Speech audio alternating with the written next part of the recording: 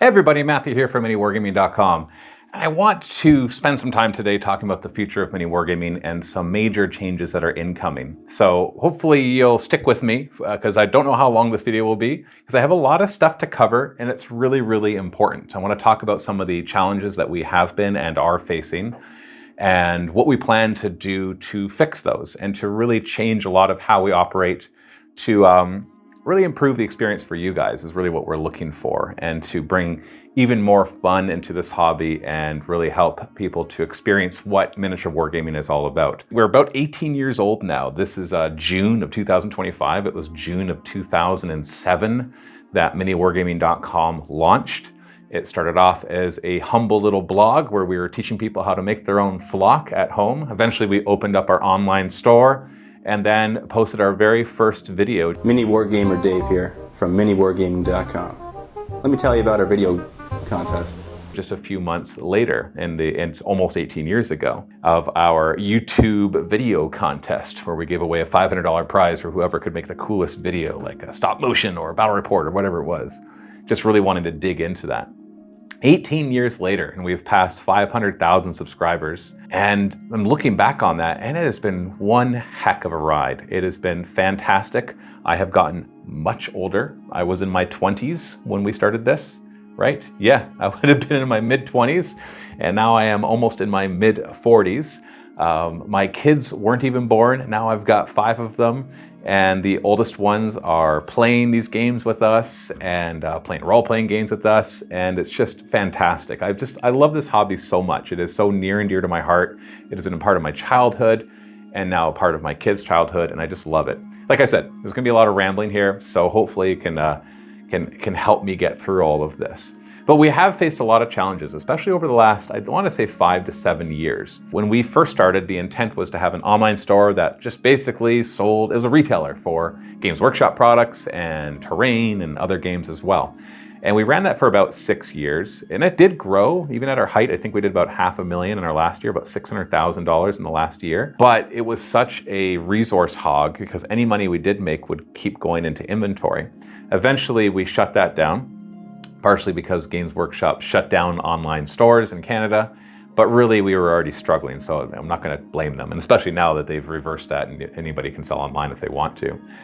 But, and we switched over to really focusing on making videos because within the first couple of years, we launched the Mini Wargaming Vault, which was a subscription-based service where you could watch videos of ours early access before everybody else. And there wasn't really anybody else doing that. Netflix was starting to do it. But most people didn't have Patreons. It didn't even exist back then. There weren't YouTube memberships.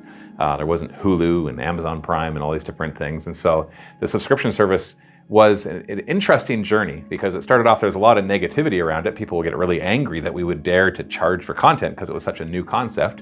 And yet a lot of people signed up for it, partly because they wanted to see the content and partly because they wanted to support us. And when we shut down the store and we basically told everybody, hey, we're only going to do videos, so if you want us to continue making videos, we need more Vault members, everybody rallied behind us. It was awesome. Within 6 months, we became solvent. And from there, we had a really good growth. For several years, we just kept growing and growing, adding new employees and studios, making new types of content, introducing not only battle reports, but then eventually narrative campaigns, which has become a fan favorite and our most watched videos, especially behind the scenes in the Mini Wargaming Vault. They're definitely our most popular videos. And so it was all going great. And I want to say there's a bunch of different things that kind of happened that started to make it really difficult for us to continue. Part of it, definitely our fault, 100% our own fault, mistakes that we made. And other parts are just outside of our control, markets shift. For example, YouTube got big enough that the niche of miniature wargaming became a viable niche for many people to start businesses where all they did was make videos about even just one game, Warhammer 40K. Just picture that for a second. Companies like Tabletop Tactics and Play on Tabletop, for the most part, just play Warhammer 40K, and they do it successfully. They do really well, they make awesome videos, and they've gathered a good-sized audience that is able to support their efforts. That is just wild. Just 20 years ago, nobody would have thought that that was even possible. For many of the first years of running Mini Wargaming, people are like, you do what? And it would be hard to explain. And then eventually I remembered, and I'm like, oh wait, I guess people like watching sports. It's kind of the same idea. You're watching somebody else play a game. But it was always hard to explain. And now it's just like, yeah, people understand that they watch people online playing video games or miniature war games or sports or whatever it happens to be. And so with a lot of people coming in, all these different companies coming in, many of them doing it really, really well, that obviously takes away from our market share as well.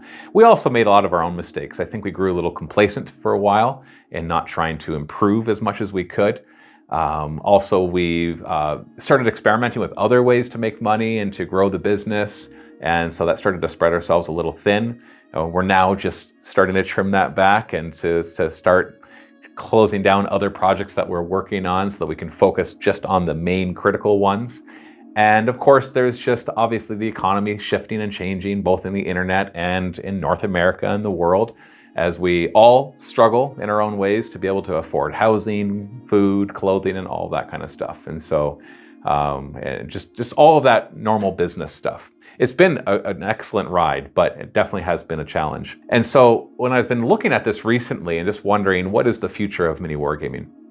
And one of the thoughts that crossed my mind over the last couple of years as we've been trying different things is the subscription model dying? And I don't mean that it would disappear, but I mean that it would shift so much that a business could not really rely on it as their main source of income. Because for the longest time, 90% of our income easily came from our Vault members. We had so many of them that we were able to pay for our building and a dozen employees, and be able to just make videos, battle reports and narrative campaigns mainly, about Warhammer and other games that we were playing. And that was enough. But then as time went on and that became more difficult, I wondered, maybe this model is not enough. Maybe it's always going to be like a supplemental amount of income. But then doing some deep research and seeing other companies, not just in our industry, but others. And I don't mean like big ones like Netflix and Amazon. I mean smaller ones like Dropout TV or Nebula or these other ones. I realized, no, there is something here. It's just the market has changed, so we can't be complacent. We have to provide not only great content, but something that people really can't get anywhere else. And the one thing that people can get in a lot of different places is Warhammer 40k content, especially of the current edition, 10th edition, which is fine. That's not my favorite edition, but it's perfectly playable and a lot of people enjoy it, and it's growing faster than ever. Games Workshop is doing arguably a fantastic job in growing the market, whether you like how they do it or not. They're growing their revenues. There's more people playing Warhammer 40k than ever before.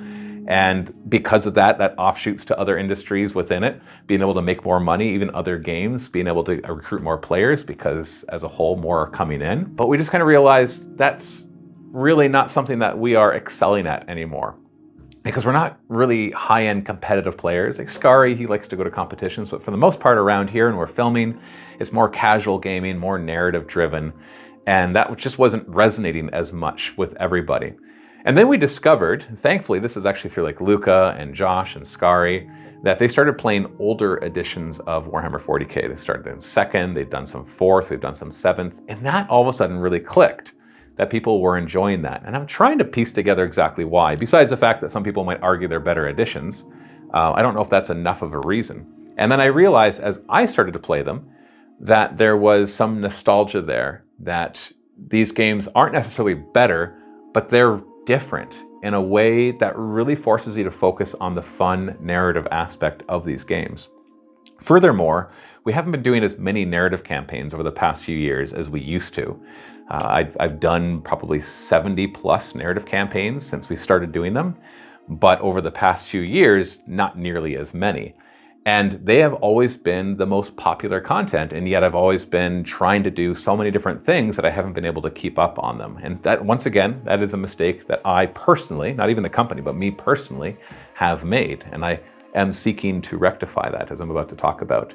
So we're basically, what I'm doing here, this is a bit of an announcement video that we're going to be launching in June, June 10th to be precise, a new Vault. The Vault is going to be reworked. It's going to be reworked in how you sign up for it. And it's also going to be reworked for what the content is inside of it. We really want to focus in on providing the most fun content possible. And so what does that include? Well, first off, old school narrative campaigns. I've done a lot of narrative campaigns, and the most successful ones, while a lot of them are the Death Watch narrative campaigns, if you're familiar with it, even amongst those, the most successful involve a lot of people. So I've done a lot of narrative campaigns where I'm the game master and I get one other employee or guest, and I put them through a story. And those are fun. People enjoy them. But when I make it 3 people or 4 people that I put through a story, those are just a riot. The guys are all together, they act like idiots, they say stupid things, and it's just a lot of fun to capture on camera. And we did that. We actually made an entire Deathwatch 7th edition, Warhammer 40k 7th edition campaign, and it was just a breath of fresh air. Not only was it fun to film with everybody and just have that camaraderie and just the high level of energy and fun, but playing in 7th edition felt it was so much easier to play narratively. For some reason, the initiative system, using templates and blast markers, tanks actually having facings. I'm not saying these are better for the game, but they definitely feel more like you're playing on the table with your toys, as opposed to just rolling dice and counting up numbers and removing models. And that to me just reinvigorated a love for this hobby that has been a little lukewarm for the past while, I will say, partly because of the level of stress and anxiety that comes from trying to make this business succeed in the economy and the kind of what's going on in the world, all over the world, including here in Canada and the United States and everywhere else. It's just been really hard and really stressful. And all the meantime, trying to raise a family and do all sorts of other things. And so really wanting to reignite that passion was important.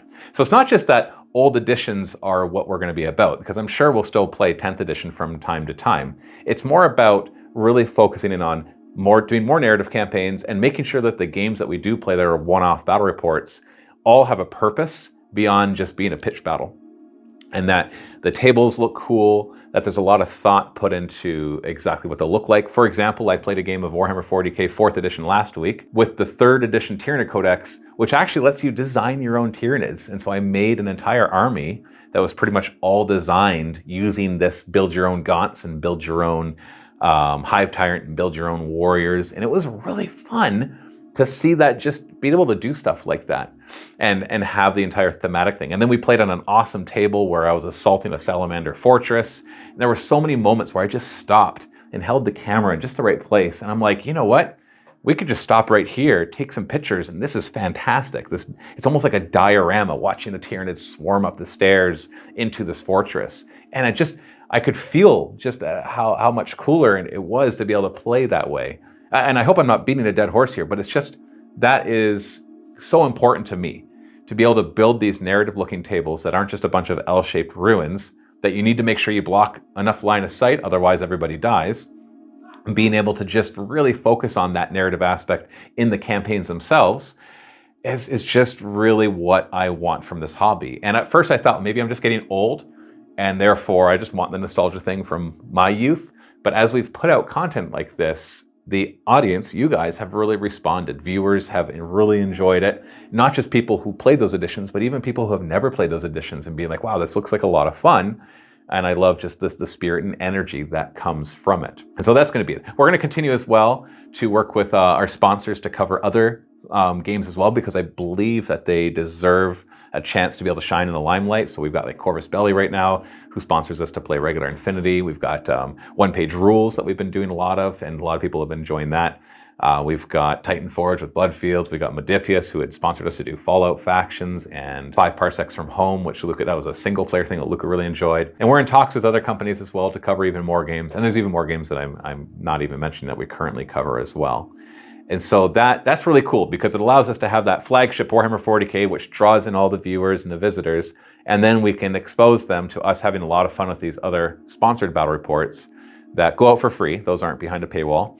And let people just discover new games and decide if they want to get into those, whether the Cyberpunk Infinity or the Grim Dark one-page rules that tries to streamline what 40k used to be and throw in their own spin, or their Age of Fantasy that adds in that kind of aspect and them being compatible, or even going into like the Fallout factions, which gets you into the Fallout universe. Just such good stuff that's out there. I get so excited when I go to faction or conventions like Adepticon and just get to experience this whole thing and kind of, take my businessman hat off and go back into gamer mode and excited young kid looking at all the toys that they want. So the new vault structure is going to be different. So we've had for many years bronze and silver.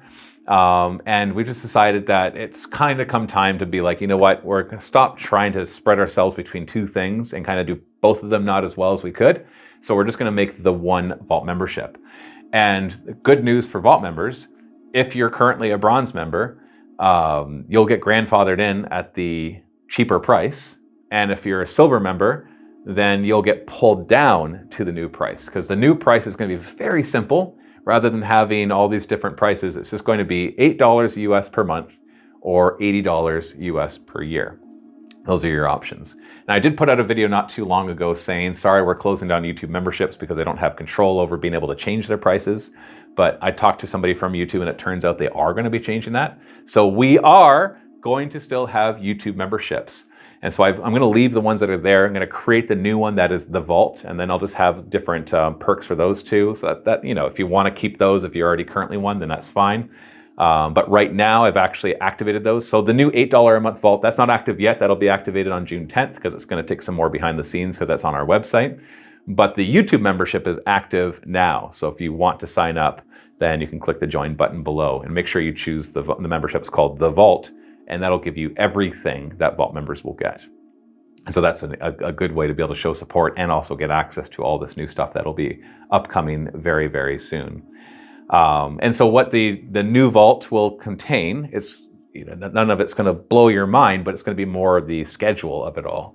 Is every week we're going to be putting out early access Warhammer 40K battle reports for earlier editions. So the nice thing about the fact that we're doing earlier editions means that we don't have to worry about Games Workshop changing stuff, so we can plan entire seasons of this stuff. So it's not just going to be, hey, we're just going to do 100 episodes. It's like, no. What is this season about? It might be about a specific edition, or it might be about a specific supplement within that edition to try out different of all the different rules that came in those editions. And there's just so much there. There's so much meaty content. It's like I get to experience the joy of all the stuff coming out again for the first time. And I love that.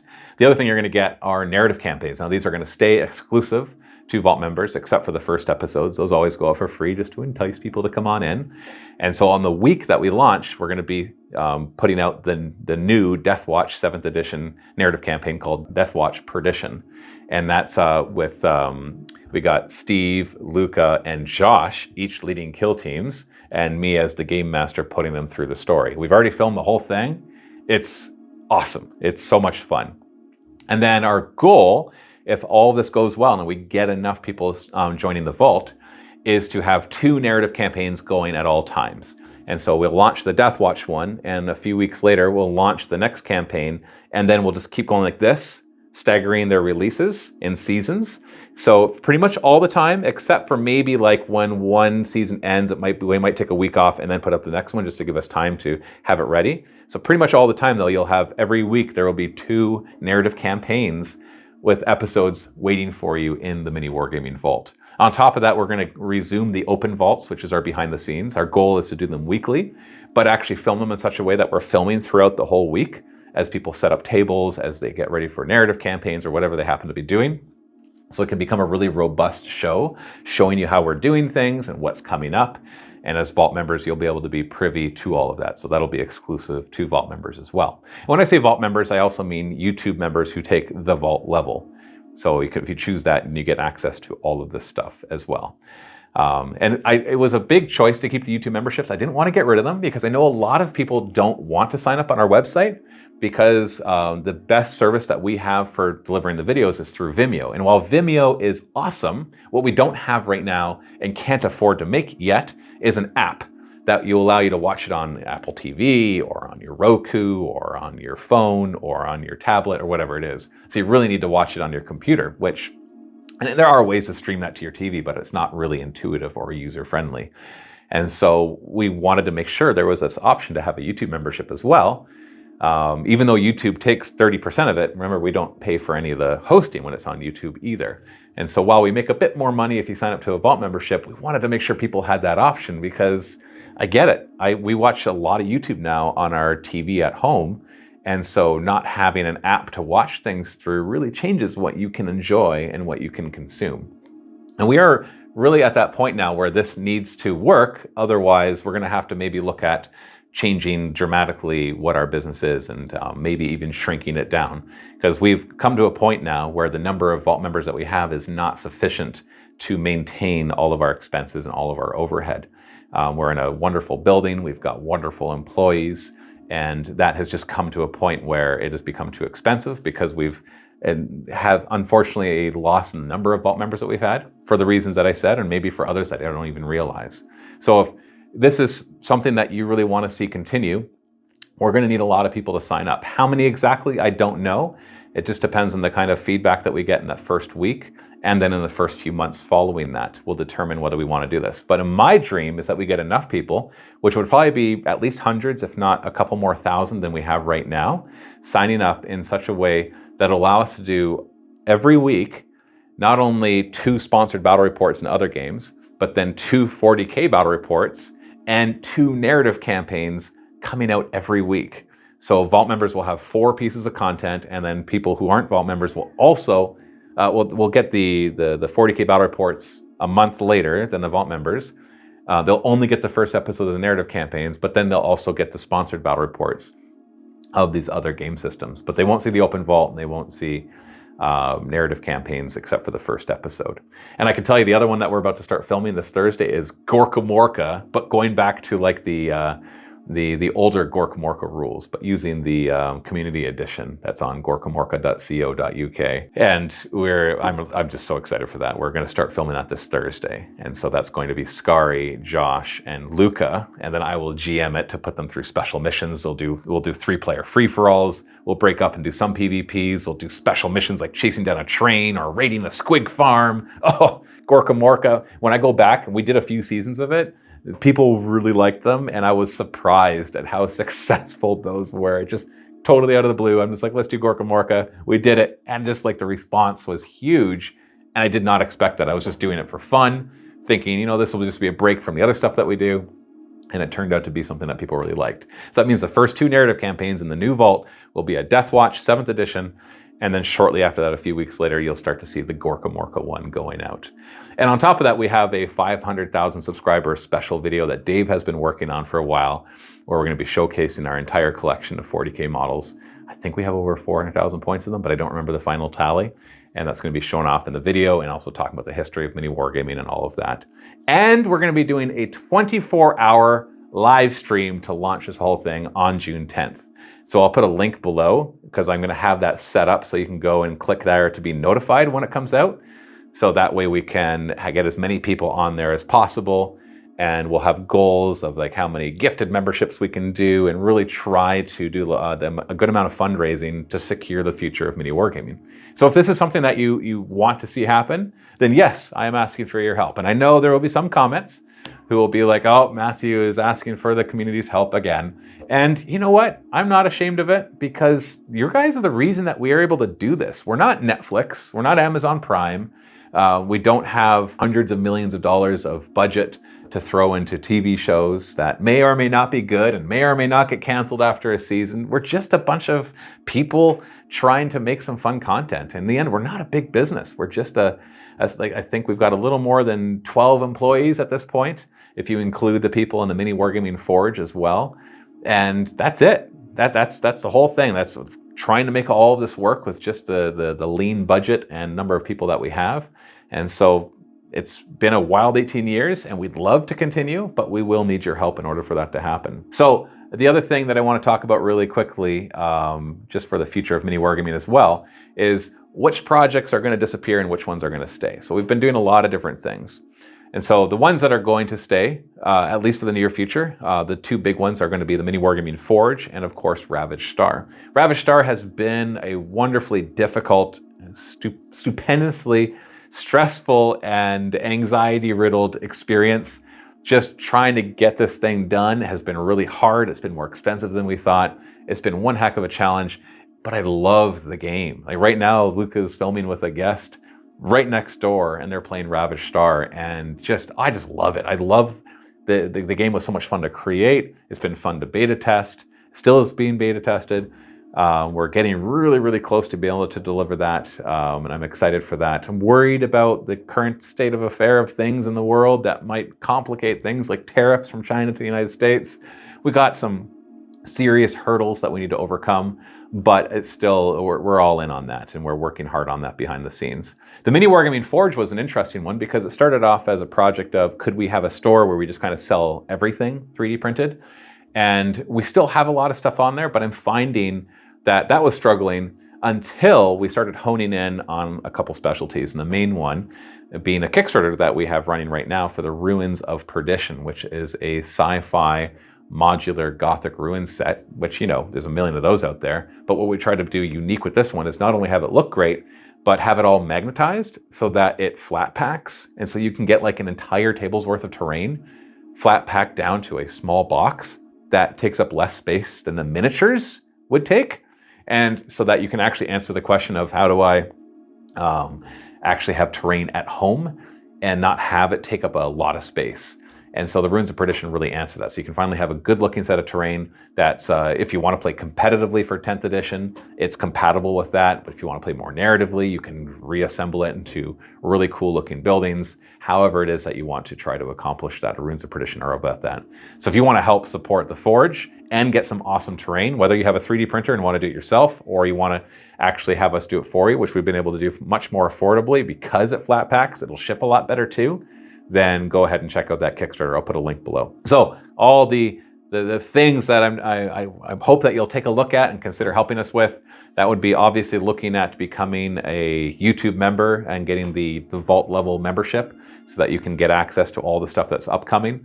There's of course the campaign for Ravaged Star as well. That is still, the late pledges are still currently open, so we can raise a bit more money to help with some of the other operational costs and other hurdles that we're trying to overcome.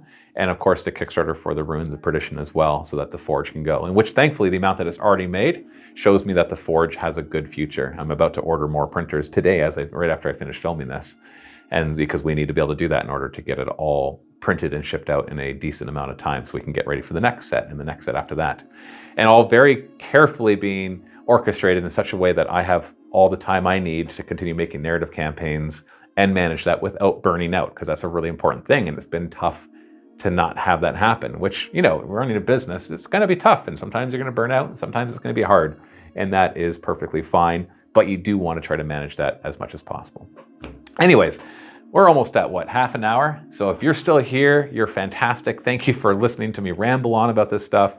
I'm really excited. I hope that that's the overall tone that you're getting here. Obviously, this is a challenging time for MiniWargaming, but I'm very hopeful. So far, the Kickstarter for Ruins of Perdition is going well, so that side is going well. So the other big question mark is, will this new Vault initiative be something that you guys want to see?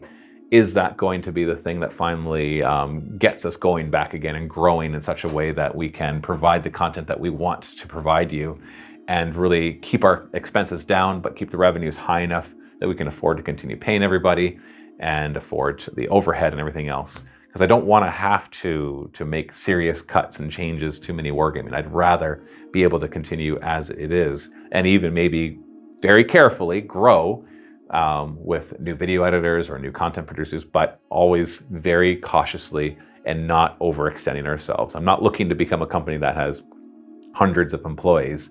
That was 18 years ago, Matthew, that thought maybe we could do that. Now I would be satisfied to just grow slowly, adding a few people here and there, production assistants, video editors, maybe more content producers, more people on the Forge for sure, helping 3D print stuff, but in a way that is sustainable, that matches the growth that we're having without overextending again, learning from all of the last 18 years of running this business and the last few years before that of running other businesses, and really trying to grow into what MiniWargaming can really become without being overambitious and without having crazy dreams that maybe will never come true, and instead focusing on what's realistic, but also what is fantastic and awesome. So thank you so much for listening to me this far. Please consider checking out those links below. And if you have suggestions on what you'd like to see with MiniWargaming, then I would love to hear it in the comments below. Thanks so much. Happy wargaming.